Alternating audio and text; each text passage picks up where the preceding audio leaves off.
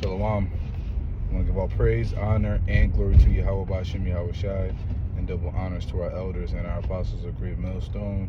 Peace and blessings to the elect. So, Samak coming to you with another lesson in spirit. And I just want to share a few words just talking about how every day in this truth is a good day. Right? In spite of all of the bullshit and wickedness that we have to endure, all the trials and tribulations we have to endure, and even in all of the sorrows that we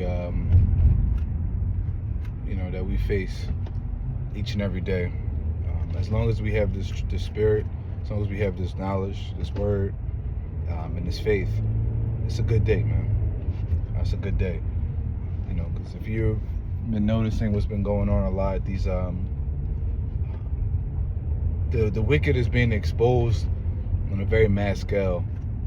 And I'm starting to see normal people that you would never even expect to have any understanding of this kind of stuff because they're too involved in folly. But even then, they are starting to become,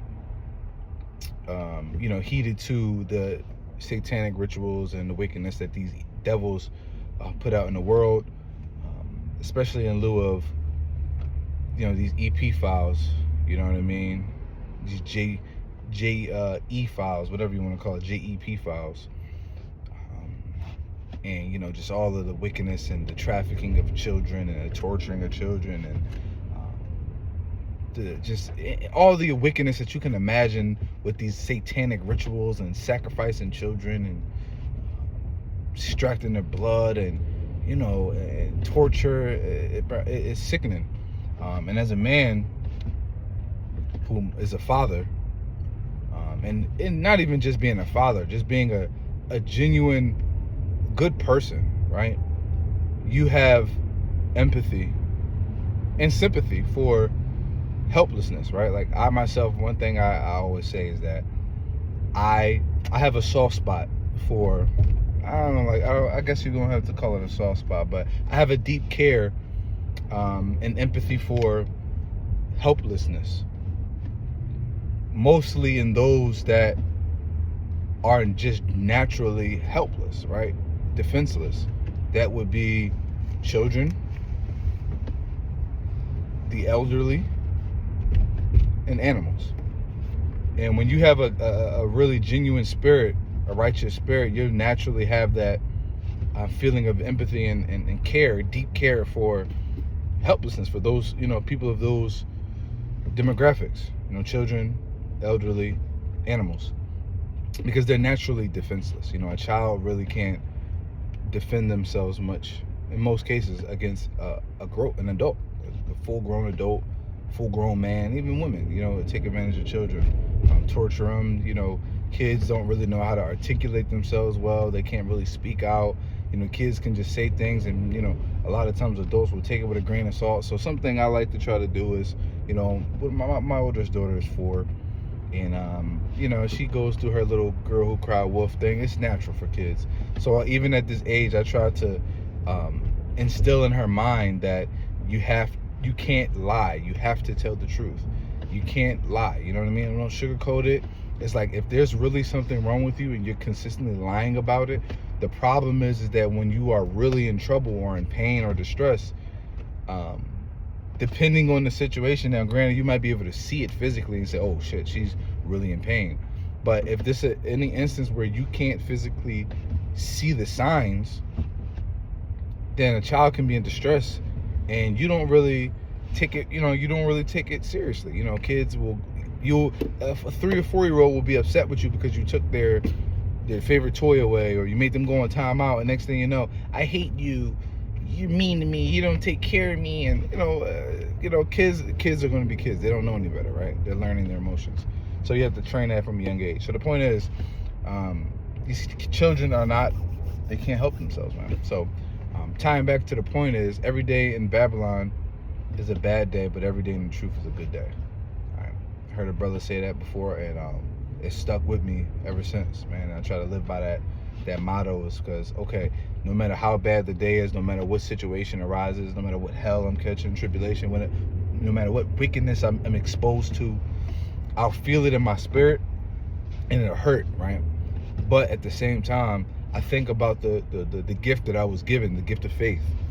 I'm an understanding of this truth and knowledge. So I understand that there is wickedness and evil in this earth, but I also have the understanding that Yahushua is coming back, and he is coming back soon, and he will redeem his people, and Yahushua will come and redeem the helpless.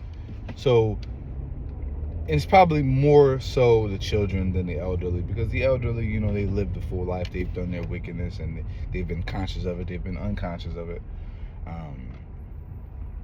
But the children specifically, a lot of times they are, in general, right, not going into past lives or anything like that. Children are innocent because they don't have understanding. They're not fully grown. Their minds are not fully developed. They don't really know right from wrong for the most part. Maybe like they can tell like when they hurt somebody or something, but when it comes to the laws and commandments, these children don't know nothing, bro. They don't understand the significance of not eating pork.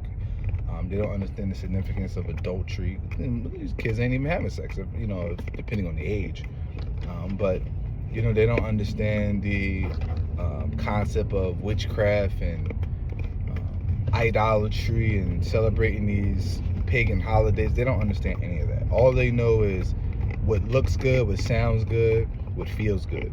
So Yahushua is going to come, and he's going to come deliver the meek, the lowly, the humble, the innocent. All right? And he's going to come to destroy the proud and the wicked, which is ultimately going to come down to these devils, man. You know, these devils that are preying on the weak, that are preying on the helpless, that are preying on the Lord's people. Even if there are 2/3, you know what I mean? They're still preying on the Lord's people and committing atrocious acts, bro. And it's sickening. So sometimes, you know, you go through these feelings and these phases and these moods where you get exposed to this wickedness, and it's hard not to think about it, especially you brothers and your sisters that have children. You know, you try not to, but you instinctively put yourself in these scenarios in your mind, and try to play out like, okay, if this was my child, or if I was in a situation, how would I handle the situation? You know what I mean? And we do the best that we can to try. And it's good. It's good to do it because it's called preparation, right? Preparation is good. The scriptures talk about in Proverbs. King Solomon talks about how the prudent looketh well to his going, right? You know, to be wise and be circumspect, right? So, and a wise man foreseeth the evil and hideth himself. So, you have to. Being prepared is good. Having a plan is good, right? I'm not saying that but I'm also saying that you have to also have the understanding that just because you have a plan doesn't mean your plan is going to be executed perfectly. The way that you formulated this plan, just know that probably more times than not, it won't work out the way you planned it, just because of you can't control outside environments. You can make a plan and scenario based on all of these scenarios or these certain steps happening, but you can't control anything outside of that plan. If something comes and throws a wrench into your plan, then you have to be adaptable. That's where intelligence comes in. If the problems are, be adaptable, adjust. So don't be too rigid in this truth. I think it's very wise for brothers and sisters to be to have preparedness, you know, and first and foremost is going to come spiritually, mentally, preparing yourself for the times that come, Jacob's trouble. And secondly, you know, you have liberty. The Most High gave you liberty. The Most High also gave you a spirit of what? Prudence, circumspect. So you have to use that to your advantage. Don't trust in it, but use it, right? Intuition, whatever you want to call it, instinct, use it. All right? If you know that there's going to be famines and there's going to be, you know, all chaos and hell, well, what would nature tell you? Okay, there's going to be famine, shortage of food, water. There's going to be chaos, so therefore there's going to be a lot of like violence. Okay, so there's going to be a lot of violence. You know, so what can I do within my liberty, right? My power. What can I do to prepare for this? Well, again, like, I'm only giving advice as a man. Go, and I think it's sound advice.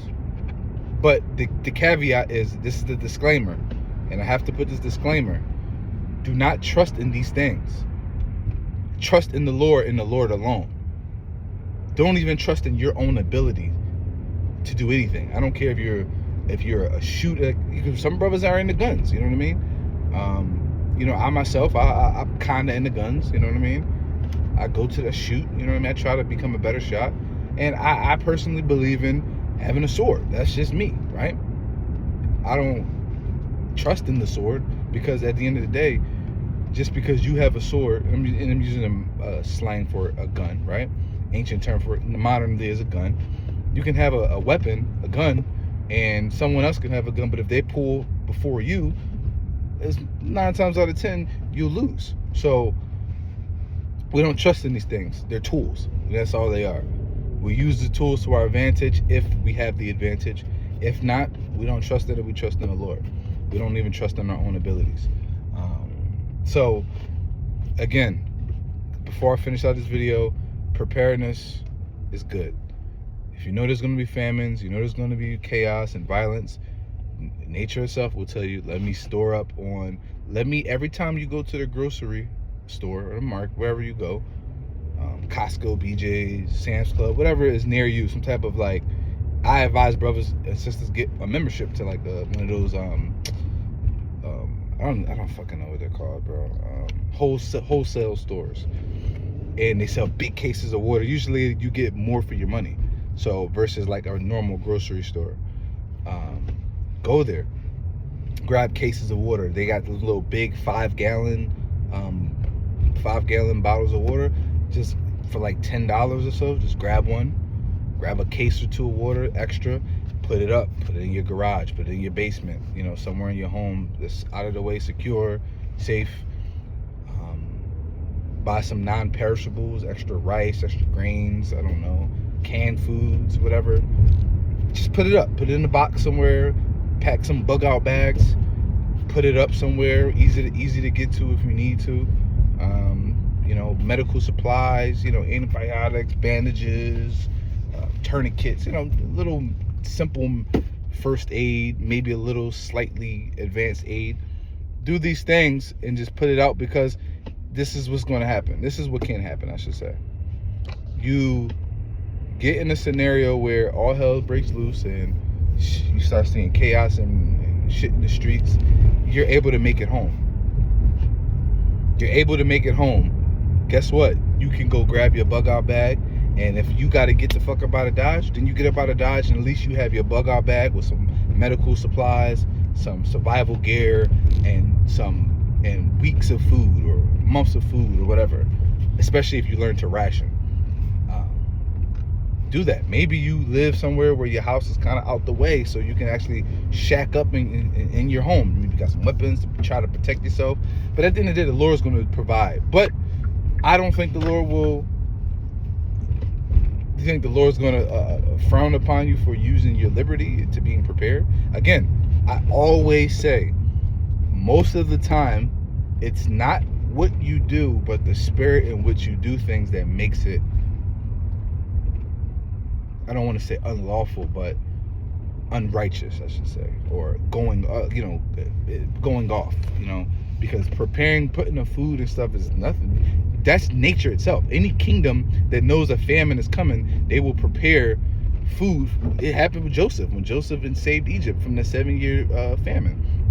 He prepared extra grains and foods and stuff to store up, and dried out meats and stuff for the for the famine, so that they can have food. So don't be over righteous, man. But don't put your trust in this stuff. Be prepared. Learn some skills. Learn some survival skills. Learn how to start a fire. Learn how to do general first aid. Learn how to make a sling or a splint or something, or learn how to make a makeshift tourniquet, to stop bleeding, to sling or splint a broken limb. You know what I mean? Like, learn how to pack a wound. Like, these things are good knowledge if you're able to use it. Because now, granted, it's not to say that the Most High can't put the knowledge in your mind. Of course the Most High can do anything. But again, we have liberty. Why not use it to your advantage? So, Lord willing, this video was edifying. I'm gonna leave it off there. That's pretty much all I got for this. Until next time, shalom.